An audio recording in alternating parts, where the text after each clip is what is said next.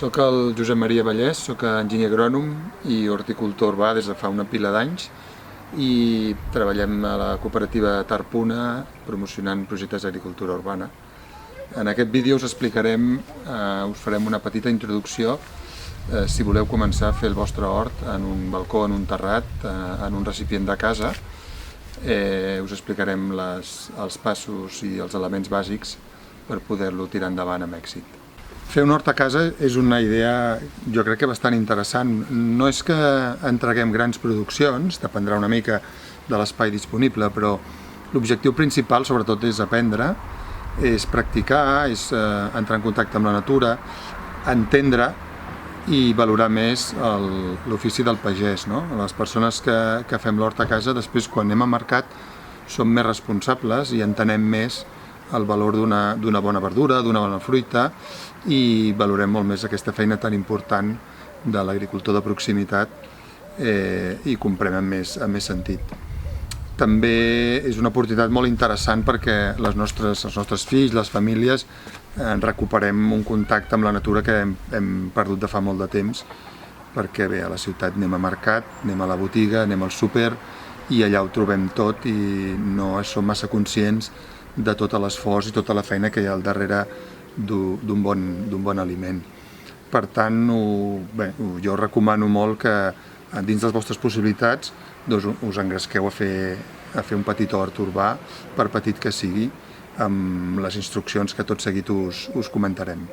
Per fer un hort, el primer que hem de tenir en compte, la primera pregunta que ens hem de respondre és si tenim llum solar. Penseu que les plantes són de color verd perquè tenen clorofil·la que capten la radiació solar i és amb aquesta radiació obtenen l'energia amb la qual poden créixer. No existeixen els horts a l'ombra. Una hortalissa necessita radiació solar, necessita que el sol toqui directament les fulles per poder créixer i donar fruit. I no sempre els balcons i els terrats tenen suficient llum solar. Penseu que un balcó mal orientat al nord, amb l'ombra d'un edifici, doncs pot tenir un excés d'ombra i no serà productiu. Sí que és veritat que potser amb unes hores de sol, amb 5-6 hores, doncs ja pots obtenir alguna cosa. Però com més llum tinguem, com més radiació solar, més producció. Per tant, la primera condició inexcusable i necessària és tenir una part del terrat, una part de l'hort ben assolellat. El segon element per fer l'hort és el recipient de cultiu, no? Allà on el contenidor, on hi posarem la terra i podrem plantar. L'element fonamental del recipient és el volum, quanta terra hi cap. Podem agafar des de testos relativament petits, aquest té uns 4 litres, fins a jardineres de 10 litres com aquesta, o anar a estructures una mica més grans, com són aquestes taules de cultiu, que fan al voltant des de 80-100 litres fins n'hi ha algunes de 400 o 500 litres. Parlo en litres, parlo en volum, perquè és el volum és el que permetrà créixer l'arrel, el que determinarà la quantitat d'arrel que pot créixer i, per tant, la planta que hi pot créixer a dalt. O sigui, de la mateixa manera o en la mateixa proporció que la planta creixerà per sota, podrà créixer per dalt.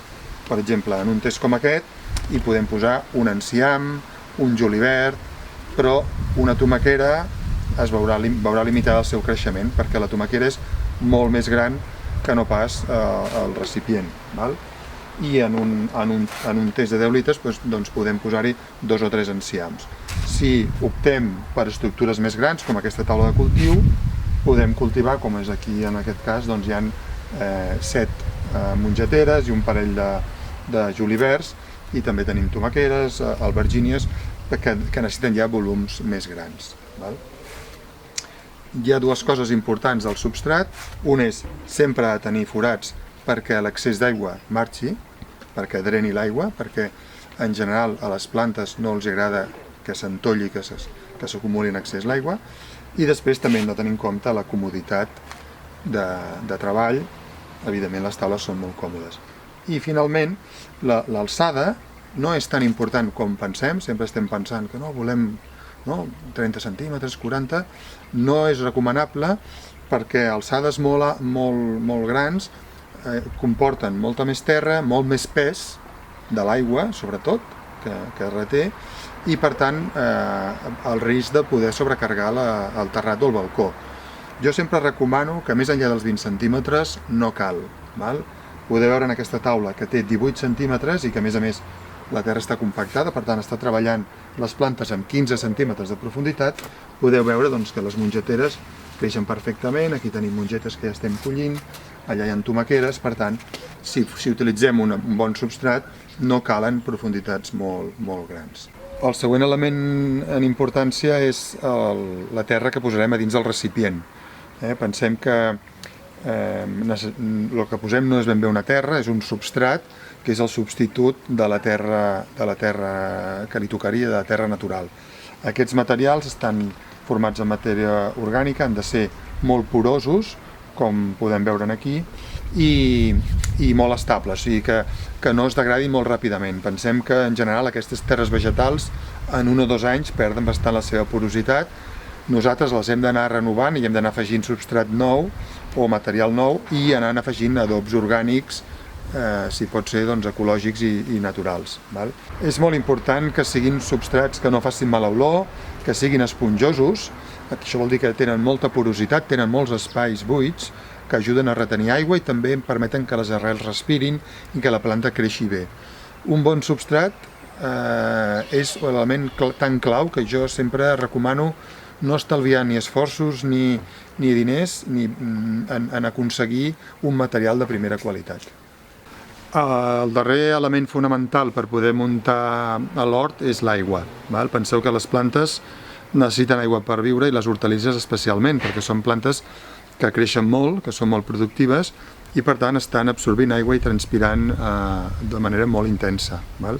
La transpiració de l'aigua, que vol dir l'evaporació de l'aigua a través de les fulles, és una mica com un motor que fa funcionar la planta, que permet l'intercanvi de gasos, la fotosíntesi i permet que la planta estigui produint.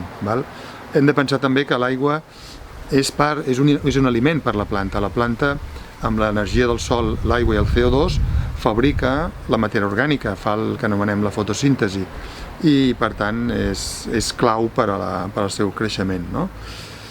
Això, que és important en qualsevol hort, quan fem l'hort en un terrat o en un balcó, en un recipient, encara ho és més, perquè normalment els terrats i els balcons estan molt ventilats, bufa molt l'aire i són bastant calents, la radiació solar a l'estiu escalfa bastant els recipients i l'aigua s'evapora molt.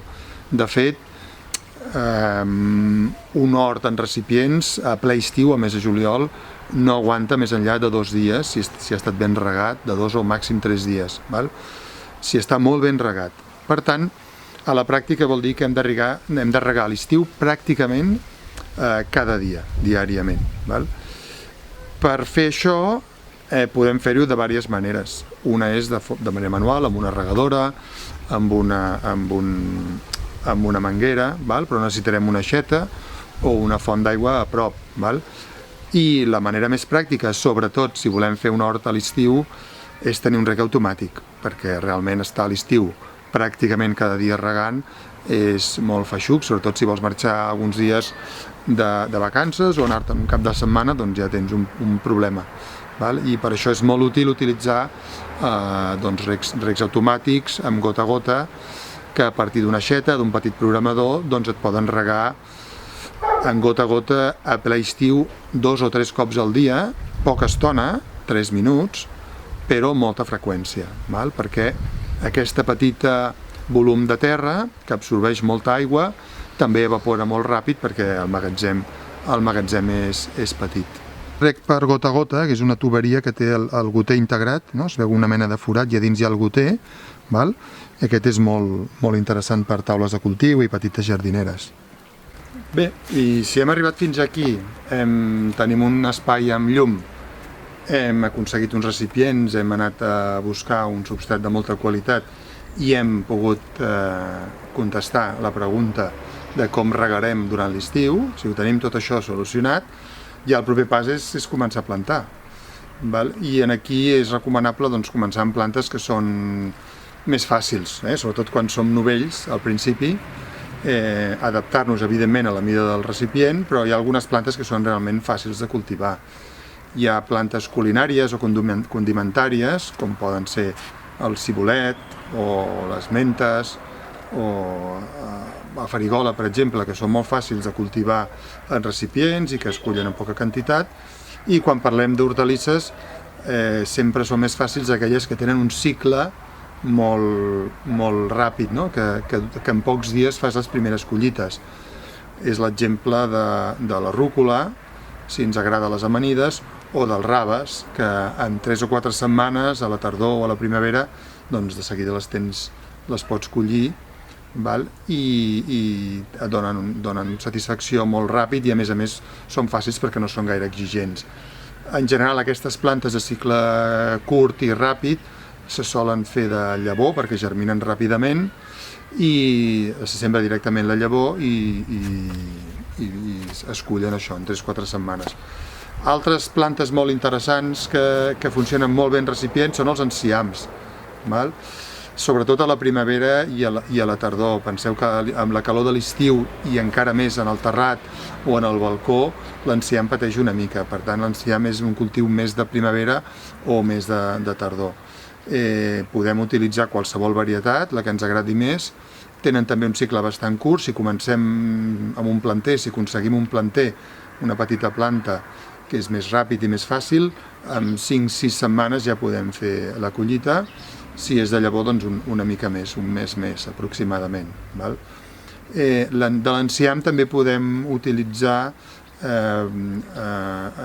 llavors que són mescles de diferents enciams i d'algunes altres plantes culinàries, el que en diuen mesclums o mescles de llavors, que se sembren en eixam i que creen com una petita gespa de la qual podem anar tallant fulles i anar fent les nostres amanides de colors. És una manera molt divertida de fer amanides amb un petit recipient. Una altra planta que és molt agraïda i que s'adapta molt bé al cultiu en recipients, sempre quan el substrat sigui de qualitat, no dreni bé i no tingui un excés d'adob, són les cebes, els alls i els porros també, però especialment les cebes. Tenen un sistema radicular molt superficial i cultivades en taules de cultiu poden arribar a tenir produccions realment espectaculars. Val? La ceba també la solem fer de planter perquè té una germinació i un desenvolupament lent al principi. Val? Penseu que si fem planter o de llavor, doncs pràcticament són 2 o 3 mesos de planter. I la trasplantem, si la volem per ceba seca, doncs la trasplantem pels volts de finals d'hivern, principis de primavera, i n'obtenim produccions molt interessants, s'adapta molt bé i és molt agraïda. Val? També, per exemple, de cara a l'hivern, un cultiu molt interessant que també es fa de llavor, que té un desenvolupament lent però que aguanta molt bé el fred, és l'herba dels canonges, que ens pot proporcionar una amanida molt agradable i molt saborosa durant tot l'hivern. I a més és una planta que no es conserva gaire bé i són d'aquestes plantes que al mercat costen de trobar, que quan les compres doncs, es fan malbé ràpid i que són relativament cares. En canvi, tenir-les al terrat o al balcó de casa és bastant fàcil i molt agraït perquè la culls i te la menges de seguida. D'aquest tipus de plantes que podríem anomenar que tenen vocació de ser cultivades prop de la cuina, no? Podem dir que tenen vocació d'estar al balcó. Tenim també, per exemple, l'alfàbrega, no? Una planta aromàtica que també es conserva malament, però que en canvi cultivada en un test doncs, té un funcionament, un resultat excel·lent i una qualitat excel·lent per fer les nostres salses o per afegir les amanides i donar-li un toc de sabor. Aquestes serien algunes de les que són bastant fàcils. A partir d'aquí, si tenim recipients suficientment grans, podem optar per anar-nos arriscant a fer doncs, les famoses tomaqueres. Aquí us recomano les varietats cherry, que quallen els fruits molt més fàcilment i són més resistents a malalties. Però bé, ens podem anar arriscant amb altres varietats, amb pebrots, amb carbassons, com heu vist, i sempre que tinguem un recipient suficientment gran. Però bé, sempre és millor començar per allò més fàcil i a partir d'aquí anar avançant. Bé, per acabar farem una petita plantació. Començarem un petit hort urbà, una jardinera com aquesta de d'uns 10 litres, val? I posarem uns enciams. Quan plantem a la nostra hortalissa hem de pensar això, en la mida que ha d'acabar tenint. En aquest cas, aquests enciams meravella, per créixer bé i sense fer-se la competència entre ells, n'hi posarem només 2. Val? I com que comencem amb un planter que hem trobat al mercat, doncs bé, millor, no? Perquè és molt més fàcil. Sempre hem d'intentar per això que el planter estigui adaptat, que no hagi estat a l'ombra molt de temps. Val? Ja tenim el nostre hort i hem d'imaginar-nos aquest enciam que ha de créixer i per tant amb 2 enciams ocuparem perfectament la nostra jardinera. Ara bé, és veritat que potser aquí al mig podríem posar alguna hortalissa d'aquestes que va molt ràpid, d'aquestes que germina i que en poc les podem collir. Per exemple, aquí tinc unes llavors de rúcula, que a mi m'agrada molt, quan faig una amanida d'enciam, posar-li una mica de rúcula perquè li dona aquell gustet picant i especial. Val? És una llavor molt petitona. Val? Llavors el que podem fer és, aquí al mig, entremig dels 2 enciams, posar 4 o 5 llavors de rúcula que les collirem en 3 o 4 setmanes. Val? Poso la llavor, que amb prou feines es veu. Ja sabeu que la llavor s'ha de sembrar molt superficialment, sobretot quan són petites. Val? Llavors aquí tindrem un cultiu que en 2 o 3 setmanes el traurem, després els enciams es faran més grans. Aquesta manera de combinar cultius ens pot permetre doncs, de petites superfícies, de petits recipients, treure molt més rendiment. Bé, i fins aquí espero que us hagi agradat, que us engresqueu a començar a practicar i que us hagi motivat per començar el vostre hort urbà.